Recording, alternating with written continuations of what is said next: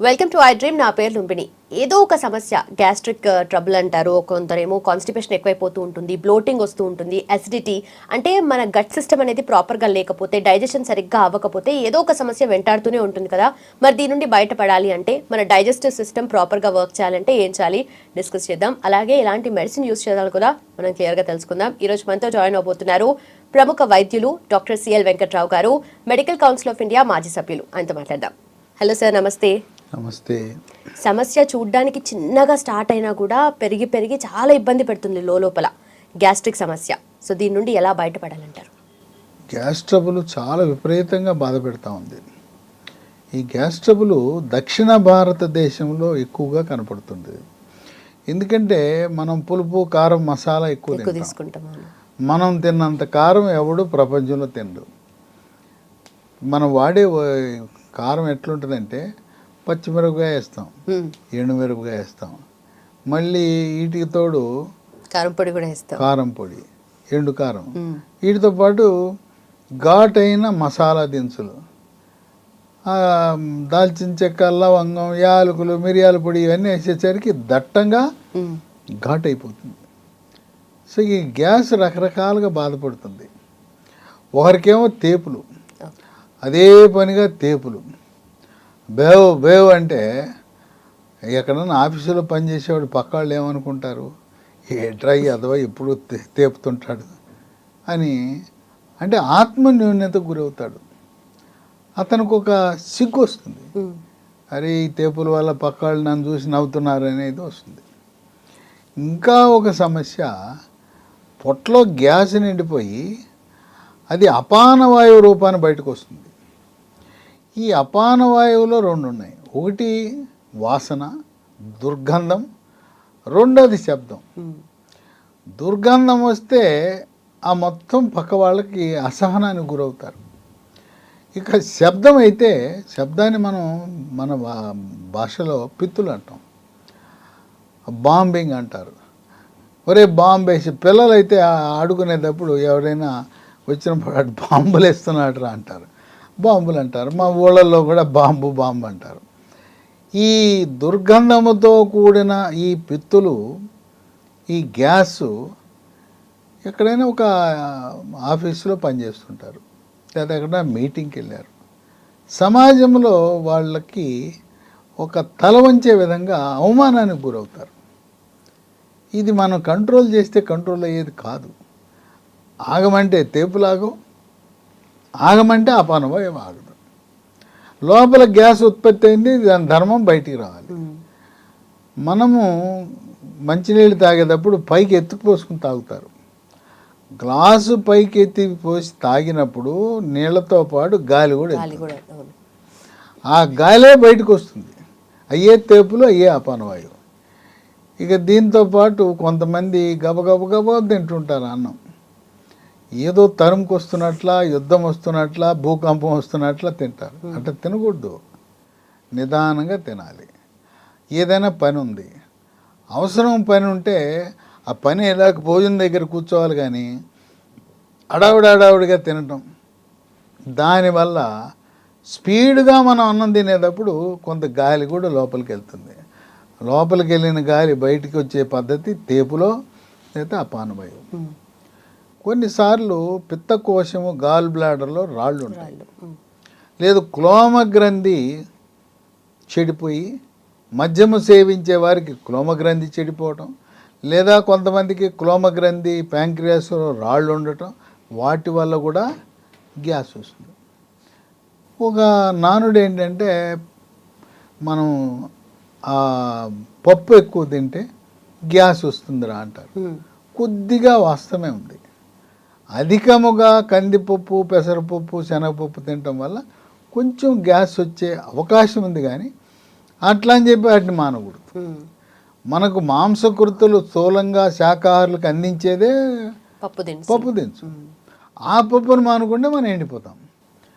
కనుక వీటితో పాటు మన పాలిట విలన్ లాంటివి అలవాట్లు, ధూమపానము, పొగాకు ఉత్పత్తులు, సిగరెట్టు, బీడి, చుట్ట, ఇక అయిపోయినాయి. ఆ శకం పోయి ఇప్పుడు వచ్చింది కొత్త తరం. గుట్కా, ఖైనీ, మాదక ద్రవ్యాలు, వీటి దెబ్బకు పొట్టలో గ్యాస్ నిండిపోతుంది. ఏ స్థాయికి నిండిపోతుందంటే పొట్ట నిండిన తర్వాత పొట్ట మీద కొట్టుకుంటే డమడమా డమడమా శబ్దం వస్తుంది. తబల మీద కొడితే ఎట్టటి శబ్దం వస్తుందో పొట్ట మీద కొట్టుకుంటే కూడా అటువంటి శబ్దం వచ్చే పరిస్థితి. అంత గ్యాస్ ఉబ్బిపోతుంది. తర్వాత వీడు నడుస్తున్నప్పుడు కొండ పొట్ట బాన పొట్ట అంటారు. ఏదో ఒక మగవాడు వీడి గ్యాస్ ఉండి పొట్టలో కొవ్వు ఉండి వీడు నడుస్తుంటే ఏదో గర్భవతికి ఎట్లా పొట్ట ముందుకు వస్తుందో బాన పొట్ట కుండ పొట్ట ఉంటుంది. అది మంచిది కాదు.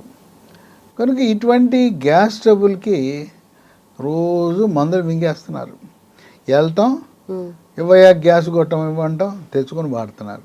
ఇవాళ చాలామంది నిద్ర లేవగానే గ్యాస్ కొట్టం వేస్తున్నారు. ఒకటేంటి ఇసోమోప్రజోలు, ప్యాంటోప్రజోలు నానా రకాలు ఉన్నాయి. అయిన తర్వాత కాఫీ టీ తాగుతారు. అంటే దైనందిన జీవితంలో కాఫీ టీ కాకముందు పొరగడుపున ఈ గ్యాసు. ఇక రాత్రిపూట మందేస్తాడు. ఆయనకి తెలుసు మందేస్తే గ్యాస్ వస్తుందన్నారు. లేదా ఈ సిగరెట్లు తాగుతుంటారు. ముందు జాగ్రత్త డాక్టర్ సలహా లేకుండానే వేసేస్తుంటారు, గ్యాస్ గొట్టాలు వేస్తుంటారు.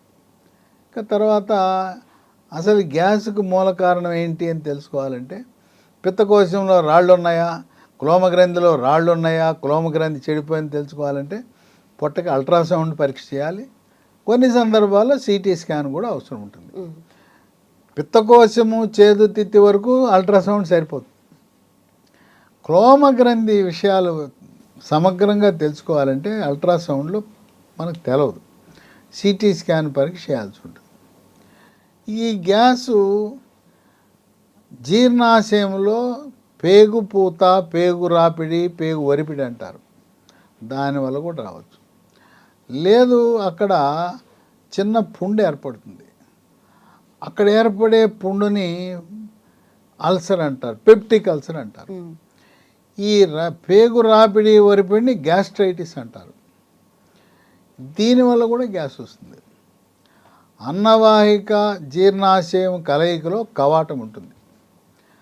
ఆ కవాటము మద్యపానము సేవించే వారికి, ధూమపానము, పొగాకు ఉత్పత్తులు సేవించే వారికి లూజ్ అయిపోతుంది. సాధారణంగా ఈ అన్నవాహికలో నుంచి వెళ్ళిన ఆహారము ద్రవం కానీ ఘనం కానీ కిందకి వెళ్ళాలి. వెనక్కి వచ్చే ప్రయత్నం చేస్తే ఆ కవాటం మూసుకుపోవాలి. టైట్గా బట్టలు వేసుకున్నా, గట్టిగా ఈ బెల్ట్ పెట్టినా, లేదా స్థూలకాయము భారీకాయం ఉన్నా అది లూజ్ అయిపోతుంది. అన్నవాహిక జీర్ణాశయం కలయికలో ఉన్న కవాటము లూజ్ అయిపోయి వెనక్కి రివర్స్ డైరెక్షన్లో వెళ్ళకూడని ఆహారము, వెళ్ళకూడని హైడ్రోక్లోరిక్ ఆమ్లం పైకి వచ్చేస్తుంది. అన్నవాహికలోకి హైడ్రోక్లోరిక్ ఆమ్లం వచ్చిందంటే ఇక మంట, తీవ్రమైన మంట. దీన్ని ఇలా వెనక్కి వచ్చే ప్రక్రియని గెరడు అంటారు. గ్యాస్ట్రో ఇసోఫేజియల్ రిఫ్లక్స్ డిసీజ్ వైద్య పరిభాషలో. కనుక ఇది ఈ కవాటము సక్రమంగా పనిచేసేలా చూసుకోవాలి. ఆహారపు అలవాట్లు మార్చుకోవాలి. సకాలంలో ఆహారం తీసుకోవడం చాలా ముఖ్యం. ఎప్పుడు తినాలి? ఉదయం 8-9 గంటల మధ్యలో టిఫిను, మధ్యాహ్నం 12 గంటలు 1 గంట మధ్యలో భోజనము, సాయంత్రం 4-5 మధ్యలో ఏదో ఒక అల్పాహారం తీసుకోవాలి. ఇదే చాలామంది చేయం. ఏదో ఒక కప్పు కాఫీయో టీయో తాగేస్తాడు. తప్పకుండా అల్పాహారం తీసుకోవాలి.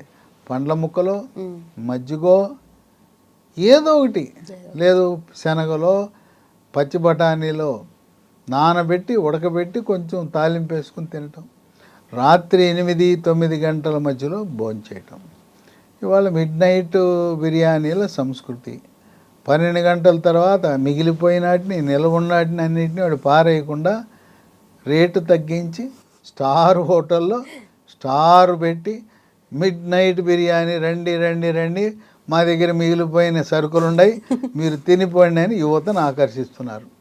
అంతా కుర్రోళ్ళు చేరతారు. ఆ చేరికి అది మొదలు పెడతారు. 12ంటికి మొదలుపెట్టి 2, 3 దాకా తింటానే ఉంటారు. అసలు ఆ టైంలో భోజనం చేయటం, నిద్రపోవాల్సిన టైంలో అన్నం తినటం, అన్నం తినాల్సిన టైంలో నిద్రపోవటం. వీడు మిడ్ బిర్యానీ వాడు 3ంటికి ఇంటికి వెళ్తాడు, ఇక 4ంటికి ఎప్పుడో పడుకుంటాడు. వాడు నిద్ర లేచేది ఎప్పుడు మధ్యాహ్నం భోజనం టైంకి నిద్ర లేస్తాడు, టిఫిన్ లేదు. ఈ విధంగా వేళలు పాటించకుండా ఆహారం తినడం వల్ల కూడా గ్యాస్ ట్రబుల్ వస్తుంది. రకరకాల మందులు ఉన్నాయి. అందరూ చెప్పేది ఏంటంటే, డాక్టర్ గారు వేసుకున్నప్పుడు బాగానే ఉంటుంది, ఒక్కరోజు మానేస్తే మళ్ళీ నేను ఉన్నానని వచ్చేస్తుంది. ఏం చేయమంటారు? ఇప్పుడు మనకు కావాల్సింది ఏంటి? శాశ్వత పరిష్కారము. ఆ పూట దెబ్బ తగిలితే కట్టు కట్టడం కాదు. ఈ శాశ్వత పరిష్కారానికి లీ ఫార్మా కంపెనీ వాళ్ళు ఒక అద్భుతమైన ఔషధాన్ని తయారు చేశారు. దాని పేరు లాఫెరిన్ బీసీ. లీ కంపెనీ వారిది లాఫెరిన్ బీసీ. ఇదేంటంటే ఇసమప్రజోల్ అనే మందుని పరగడుపున, ఇంకా తీవ్రంగా గ్యాస్ ట్రబుల్ ఉంటే రాత్రిపూట కూడా ఇసమప్రజోల్ 40 మిల్లీగ్రాములు వేసుకుని, దాంతోపాటు ఈ లాఫెరిన్ బీసీ ఉదయం టిఫిన్ తర్వాత ఒకటి, రాత్రి భోజనం తర్వాత ఒకటి, ఒక 3 నెలల పాటు ఇసమప్రజోల్ ఏమో పరగడుపున, లాఫెరిన్ బీసీనేమో టిఫిన్ తర్వాత 3 నెలలు వాడితే శాశ్వత పరిష్కారం లభిస్తుంది. కానీ నేను నా అలవాట్లు మార్చుకోను, నేను మందు మానను, నా యొక్క గుట్కా మానను, పొగాకు ఉత్పత్తులు లేకుండా నేను ఉండలేను అంటే ఏమి లాభం? ప్రయోజనం ఉండదు. సిగరెట్ మానండి, మందు డ్రింక్ మానండి. మానిన తర్వాత ఈ 3 నెలలు వాడితే ఈ రెండింటినీ వాడి అనేక మంది వేల సంఖ్యలో ఉపశమనం పొందారు. ఎన్నో మందులు వాడాం, మార్కెట్లో రకరకాల మందులు వచ్చినాయి. ఎన్ని మందులు వాడినా ఈ లాఫెరిన్ లేకుండా అవి వాడితే వాడినప్పుడు తగ్గుతుంది, కానీ మళ్ళీ నేనున్నానని మళ్ళీ ప్రత్యక్షం అవుతుంది. ఇప్పుడు పొట్టలో పుండు ఉందా అని తెలుసుకోవాలంటే గ్యాస్ట్రోస్కోపీ అని పరీక్ష చేస్తారు. ఇది అందరికీ అవసరం అంటే అవసరంలా. ఇది ఎవరికి అవసరం అంటే 45 ఏళ్ళు 50 ఏళ్ళు దాటిన తర్వాత బరువు తగ్గి క్యాన్సర్ అనుమానం ఉంటే గ్యాస్ట్రోస్కోపీ తప్పనిసరి. లేకపోతే గ్యాస్ట్రోస్కోపీ లేకపోయినా పర్వాలేదు. గ్యాస్ట్రోస్కోపీ అంటే లైట్ అమర్చిన సన్నటి పైపుని నోటి ద్వారా, అన్నవాహిక ద్వారా జీర్ణాశయంలో ప్రవేశపెట్టి లోపల పుండుందా, రాపిడుందా, ఒరిపిడుందా, క్యాన్సర్ ఉందా అని తెలిపే పరీక్ష. అది అందరికీ అవసరం లేదు, ఇది వాడుకోవచ్చు. ఇది కొత్తగా వచ్చిన మందు, అందువల్ల అన్ని మందుల షాపులో దొరకట్లా. దీన్ని పొందాలంటే అమెజాన్లో ఆర్డర్ పెట్టుకోవచ్చు, లేదా కంపెనీ లీ ఫార్మా వాళ్ళ వెబ్సైట్ ఉంది, leehealthdomain.comలో ఆర్డర్ పెట్టచ్చు. ఇవన్నీ మాకు తెలవదండి అంటే ఓ 3 ఫోన్ నంబర్లు ఇస్తా, వాళ్ళకి ఫోన్ చేయండి, ఫోన్ చేస్తే మీ ఇంటికి కొరియర్లో పంపిస్తారు. నంబర్లు ఏవంటే 9100107480, 9100010748. రెండో నంబరు 8977030218. మూడో నంబరు 9502897374. ఇవన్నీ కూడా మీకు మందులు లభించే నంబర్లు. ఇంకా మీకు ఎన్నో అనుమానాలు ఉంటాయి, నాతో మాట్లాడాలన్నా నా నంబర్లు ఇస్తాను, ఫోన్ చేయండి, మీ అనుమానాలు నివృత్తి చేసుకోండి. నా నంబర్లు 9848055806, 9848055806. ఇంకో నంబరు, 2 వాట్సాప్ నంబర్లే, 9866308414. ఫోన్ చేయండి, నేను ఖాళీగా ఉంటే మీతో మాట్లాడతా. ఒకవేళ బిజీగా ఉన్నాను వాట్సాప్లో పెట్టేయండి, మీకు సమాధానం చెప్తాను. ఏ అనుమానం ఉన్నా, కొంతమంది జనరిక్ మందులు వాడుతున్నారు, ఆ కంపెనీ మంచిదా లేదా అని అనుమానం, లేదా మీకు ఏదో ఆరోగ్య సమస్య వచ్చింది, ఎవరి దగ్గరికి వెళ్ళాలి, ఏ స్పెషలిస్ట్ దగ్గరికి వెళ్ళాలి, ఏ హాస్పిటల్కి వెళ్ళాలి, ఎక్కడ మంచి వైద్య సేవలు అందుబాటులో ఉంటాయని అనుమానం ఉంటే, లేదా ఆరోగ్యశ్రీలో కవర్ అవుతుందా లేదా అని, ఇవన్నీ మీకు అనుమానాలు ఉన్నప్పుడు నన్ను సంప్రదించండి. నా వంతు కృషి మీ యొక్క అనుమానాలకు నేను సమాధానాలు చెప్పడానికి ప్రయత్నం చేస్తాను. మాట్లాడలేకపోయినా కనీసం వాట్సాప్లో మీకు ఏదో టైంలో దానికి సమాధానం చెప్పడానికి నా వంతు నేను ప్రయత్నం చేస్తాను. Right sir, done sir. Thank you so much and thanks for your time. And for more videos, Please subscribe to iDream. Please subscribe to iDream. Please subscribe iDream. And please subscribe to iDream. For more videos, subscribe to iDream. Please like, share and subscribe to the channel. Congratulations, iDream. Subscribe to iDream. Subscribe to iDream. so subscribe to iDream Media. iDream की iDream team अंदर की huge congratulations. Please subscribe iDream Media. Please subscribe to iDream. Subscribe iDream. Please subscribe to iDream.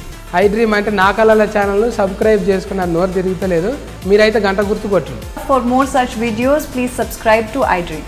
Subscribe to iDream. Please subscribe to iDream. Please subscribe iDream Media. Please do subscribe to iDream. Please subscribe to iDream Media. For best entertainment and information, please subscribe iDream. And don't forget to subscribe to iDream.